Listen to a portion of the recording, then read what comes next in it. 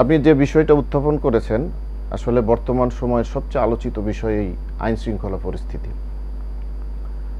আমরা খুব দ্রুত অবনতিশীল অবস্থা দেখছি আইন শৃঙ্খলা পরিস্থিতির। বর্তমানে ছিনতাই, ডাকাতি, নানান ধরনের অঘটন ঘটছে, সংঘর্ষ ঘটছে। কিন্তু আমাদের এই বর্তমান যে সরকার, এই সরকারের কাছে যে প্রত্যাশা আমাদের বা বাংলাদেশের মানুষের যে প্রত্যাশা ছিল, যেই কনসেপ্টকে সামনে রেখে এই জুলাই আগস্টের যে গণ অভ্যুত্থান হলো, বাংলাদেশের সমস্ত মানুষ যেই প্রত্যাশাটি করেছিল,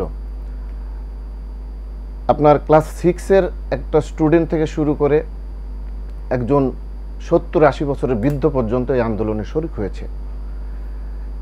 তাদের প্রত্যাশাই ছিল বাংলাদেশ থেকে এই দীর্ঘদিন যে ফ্যাসিবাদী শাসনের যে আমলে যে বৈষম্য তৈরি করা হয়েছে, যে আইন শৃঙ্খলা পরিস্থিতির অবনতি করা হয়েছে, যেভাবে বিচারহীনতা আমরা দেখেছি, যেভাবে স্বেচ্ছাচারিতা মূলক আচরণ করেছে এই সরকার, সেখান থেকে আমরা বের হতে চেয়েছি।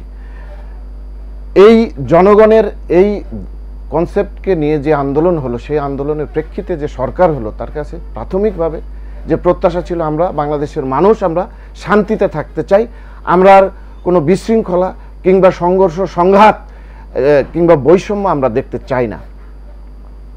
তার পাশাপাশি দীর্ঘদিন যে বাংলাদেশের যে প্রতিষ্ঠানগুলি ধ্বংস করা হয়েছে, সেখানে সংস্কার করে আমরা যে ভোটের অধিকার হারিয়েছিলাম, বাংলাদেশের মানুষ যে ভোটের যে সংস্কৃতি, সে উৎসবমুখর পরিবেশে যে ভোট দেওয়ার যে কালচার আমাদের ছিল, সেটি ভুলে গিয়েছিল, সেটাকে ফেরত আনা, বাংলাদেশের গণতান্ত্রিক শাসন ব্যবস্থাকে ফিরিয়ে আনা।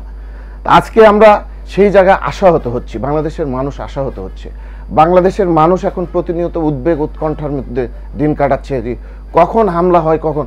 অনেক মানুষই আমরা রাস্তাঘাটে চলতে দেখা যাচ্ছে যে নানান ধরনের সতর্কতা অবলম্বন করছে এবং দ্রুত তারা বাসায় কিভাবে পৌঁছাবে সেই চিন্তা নিয়ে কিন্তু তারা আজকে সবসময় একটি টেনশনের মধ্যে তাদের জীবন কাটছে।